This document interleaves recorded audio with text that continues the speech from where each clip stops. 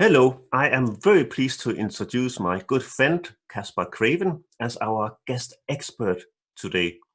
So, Caspar is the high performance teamwork specialist. He's built high performing teams in large and small companies, and he has built teams that really achieve big, bold goals. He's also sailed around the world twice, and the first time was a watch leader on the world's toughest yacht race. And the second time around, the team was his family. And that's a story he's actually sharing in his book, Where the Magic Happens, it's called. So Caspar is here today to share with us what he's learned about teamwork and how to adapt in times of change. Welcome, Caspar. Yeah, and hi there. It's great to be here with you today, and great to share some insights and stories. Brilliant. It's really pleased you could join us. So we're a couple of months into the COVID-19, which made a lot of change, but there's maybe sort of some signs now we'll be coming out of it. So what would you say teams should be thinking about at this stage for how to adapt to probably a longer term picture of a changing world? Yeah, no, it's a great question. I think for the first couple of months, my sense is that everybody was just like holding their breath and saying, "Okay, what's this? What have I got to react to?" And emotionally, that's quite exhausting. That whole sort of thing of just sort of holding on really, really tight. And I very much have in my mindset that the way to approach any new situation, particularly one like this, is to think of it as it's a marathon rather than a sprint. So I think one of the things that we need to have in our minds is, well, if this goes on for 12 months, for 24 months, how are we going to adjust to this? And the way that we've got through it for the past few months, which I think has been very reactive and looking after, trying to deal with all the intense urgencies that have come up around businesses, whether that's for cash flow, whether that's around people. There's been a lot of sort of very intense energy around that. And my sense is right now, there needs to be sort of like a moment of breathing and just sort of say, okay, let's just imagine that we are going to be in this scenario for 2 years. How are we going to deal with this on that sustainable basis? How are we going to look after our customers? How are we going to manage our supply chains? How are we going to look after our people in terms of what we're doing? A story behind this is that when I sailed around the world the second time with my family team, I remember I got 3 months into it, and I'd gone from working 16, 18 hours a day in my business to suddenly being on my boat 24/7 with the wife and kids. And 3 months in, we stopped in the Canary Islands. And a family friend took the kids away for 24 hours and then brought them back 24 hours later. And I was like, take them away again, please. I'm not ready to see them again. I realized I'd kind of gone into this place of just like absolute immersion. And I hadn't accepted the new reality. I was still trying to use my old world mindset way of doing things, of structure and rigid rules. And what was happening is that I couldn't control it. I was getting exhausted, I was getting irritable, and I wasn't dealing with it well. The turning point came for me. It's like, okay, this is not sustainable. I cannot continue like this for another 2 years sailing around the world. I need to rethink how I'm going to approach things together in our family team. And that was the start of me to rethink how we did education, how we did our roles and routines on the boat, how do we play to our strengths, but really just sort of thinking again about how do we do that. And my sense is we're at a similar stage now with COVID-19. Look, best case in the world is this may blow over in 3 months' time and there's a vaccine appears and we can go back to normal. I don't think that's the case, but if that does, then that's a nice surprise. But I think the mindset we have to be thinking about now is how do we build our businesses and our lives on a sustainable basis, on the basis that this is how we're going to be looking at things going forward. And I think you've got to put people right at the heart of that. How do you look after your most important assets, your people, and make sure they're functioning well, they're looking after themselves, you're keeping the team together, and then from there moving out to your customers and supply chains, and how do you keep the business running. So I think it's that process of almost looking at it with a blank sheet of paper and saying, if this is how things are, let's take our best guess on what it looks like, and then rethink what we're going to do going forward. So that's kind of how I think about where we are at the moment. All right. And what are you seeing and hearing out in businesses today? Yeah, so I'm working with a range of companies at the moment. So I just spoke with one of the client, one of the largest technology businesses in the world, and they have a lot of stuff in the security space, in the video conferencing space, Okay. and so business for them, they're doing well right now.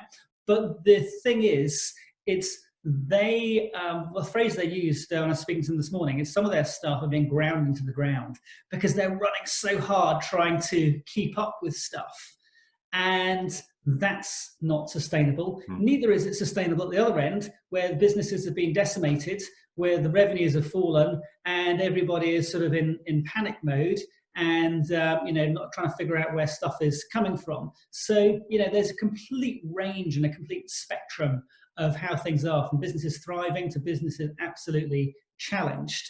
But I think the most important thing for anyone is to get control of the emotional responses to that, to breathe, and just to say, okay, how do we think clearly and make good decisions that are sustainable for the business? And what would you say is businesses should be focusing on now in that case? Yeah, so look, I think people right at the heart of it. And what's interesting as well, there's businesses that I'm speaking to, the emotional reactions that people have had to this vary massively. Some people are absolutely loving our new world, and like some people that we know, right? Some Yeah. people sort of, this is like, godsend. I'm able to do a whole bunch of stuff that I wasn't able to do before. Through to people who are absolutely tearing their hair out, and they're in the most challenged place they could possibly imagine. So there's a whole spectrum there of how people are reacting and responding to that. So I think as business leaders, as business owners, it's saying, how do I make sure that my team is okay? And talking to them and making sure that they're okay. So I think that for me is the starting point. Then I think looking forward in our businesses, it's saying, where are the opportunities? Where are the growth areas? What are hidden resources that we have that we can take advantage of right now? And simple example from my world, right? So I normally speak about teamwork and how do you build high performance teams and leadership. And with the whole change that's been happening, actually, there's a lot of need for advice around resilience and how do you deal with the merging of home life and work life. Well, actually, I've got quite a lot of experience of that, but I've never talked about that on a stage before, about the merging home life and work life. So suddenly it's like, well, actually, there's a skill set there that I can go and turn around and talks, which is what I'm doing for a lot of companies at the moment. Every single organization will have hidden assets, whether that's in the form of people, whether it's form of different collateral, different relationships, and it's thinking about those assets in a different way, because we get so used to looking at things, we stop seeing things. And so therefore it's taking a fresh look at the assets and the resources that we have around us. Yeah, and so what came to mind as well here, I said in introduction that you really tackle some big goals and you build teams around this. I could see in going into this world in the first couple of months, it was actually quite easy to have a shared goal for the team because it's about just responding. And survival. I'm wondering too how easy it is to now create a goal with that level of uncertainty that they're facing into. Yeah, no, it's a great question, because I think every team, work team, home team, same thing, needs to have a singular focus. It was Omar Bradley, the former chief of staff to the US government, who said, you set your course by the stars, not by the lights of every passing ship.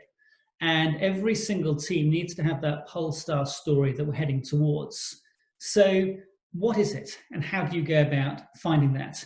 For me, that's sitting down, having that honest conversation with everybody in the team, saying, what is most important to us right now? For some people, it might still be survival. A lot of people, I think, it'll still be survival. The book Elephants Can't Dance by Lou Gerstner, when he took over IBM in the 90s. And he said, all this stuff about fancy vision statements and all that sort of stuff, we've got one goal: survival. That's it. They will be from bankruptcy. And I think for a lot of organizations, that will still be the thing. That's the single polarizing goal: survival. But then there are other organizations who will say, actually, maybe it's about sustainability. Maybe it's, how do we, move forward and take advantage of these opportunities together as a team. But that will only come out of discussion with the senior team sitting down and saying, what is the thing that's most important for us now? And I say you can't have 27 number one priorities. It's getting that singular focus and then getting everybody moving towards that goal together. That's the essence of things at the moment. And I can see that the shift could be quite dramatic for some businesses, because the senior teams focus what's important to them. They may suddenly realize there's other things in their lives and that they valued maybe, or at least on the surface, a few months ago.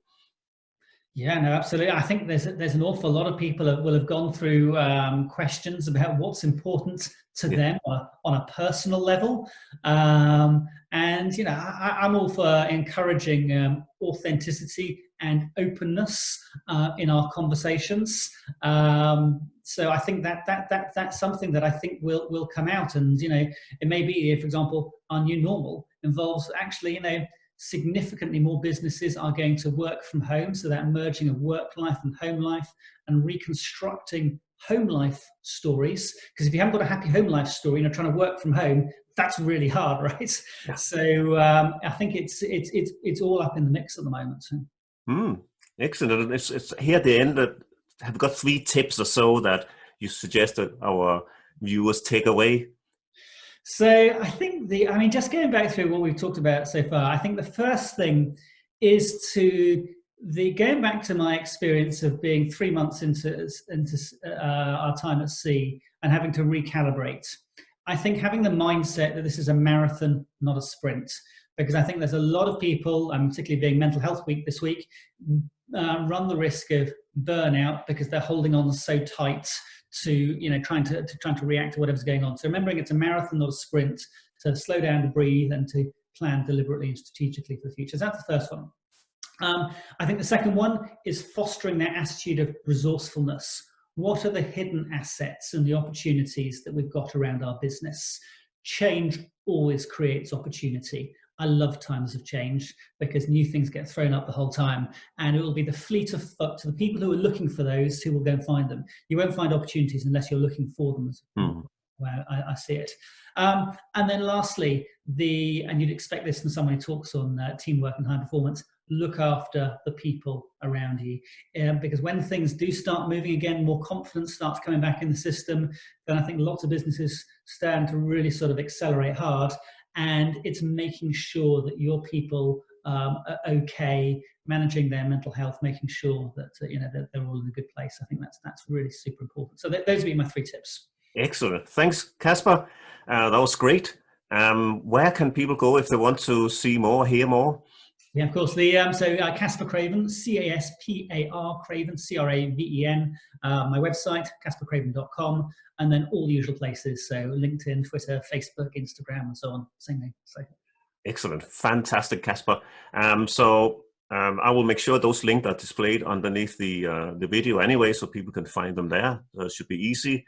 And to everybody, if you liked it, please give us a like, and please also subscribe if you would like to hear future interviews with real experts like Caspar, Penny, and others. Thank you, Caspar. Thanks, Sam.